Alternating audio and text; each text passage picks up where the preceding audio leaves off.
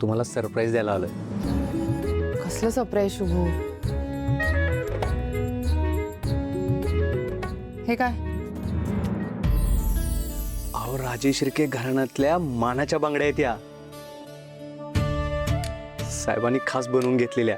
बाबांनी बनवून घेतलेल्या? हे तुझ्याकडे कशा? आत्यासाहेबांनी बक्षीस म्हणून तुम्हाला पाठवले. साहेब सुखरूप घरी आले ना, त्यामुळे खुश होते आत्यासाहेब. बघा साहेबांनी खास बनवलेत. ह्या बांगड्या माझ्यासाठी पाठवल्यात शुभू. अरे किती सुंदर आहेत. बाबांची चॉईस कमालच आहे. मला वाटतं हे बाबांच्या चॉईसचं मला मिळालेलं असं पहिलंच गिफ्ट आहे. अरे हे मला घालून बघायचे. पकड ना.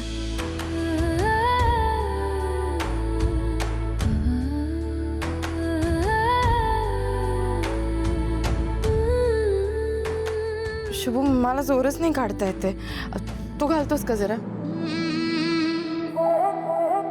अहो मी कसं घालू मॅडम? ते मला नाही जमणार. ते दागिने आहेत मॅडम. शुभू असं काय करतोस? भावांच्या चॉईसच्या बांगड्या आहेत आणि ते माझ्यासाठी पाठवले आहेत ना. आणि तू माझा मित्रच आहेस की. घाल ना रे प्लीज. शुभू मला खरंच नाही येते, नाही तर नसतं सांगितलं तुला.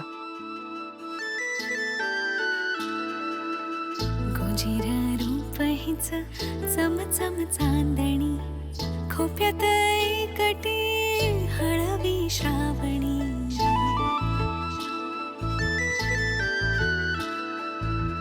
मन हा जपणारा उन्हात सावली.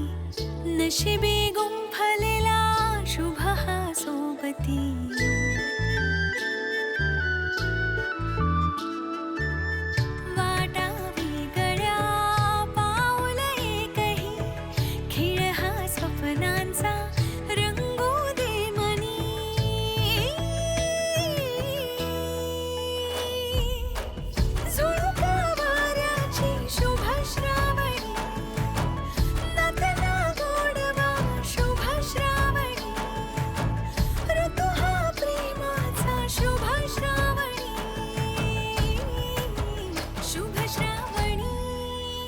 शुभू हां मॅजिकच झालं. मॅडम, तुम्हाला मी बोललेलो की नाही, साहेब जरी तुमच्याशी बोलत नसले तरी त्यांचं जीवापाड प्रेम आहे तुमच्यावर. अहो तुमच्या हाताचं माप बी त्यासनी माहिती आहे. बरं मला सांग, कशा दिसत आहेत? फुर फुर आणि हिट. बांगड्या घातल्यानंतर तुमच्या चेहऱ्यावरची स्माइल बी कशी सोन्यासारखी झाली मॅडम. शुभू थँक्यू. अहो मला कशासाठी? नाही मला माहिती आहे, तू काय फक्त आणून द्यायचं काम केलंयस हो ना.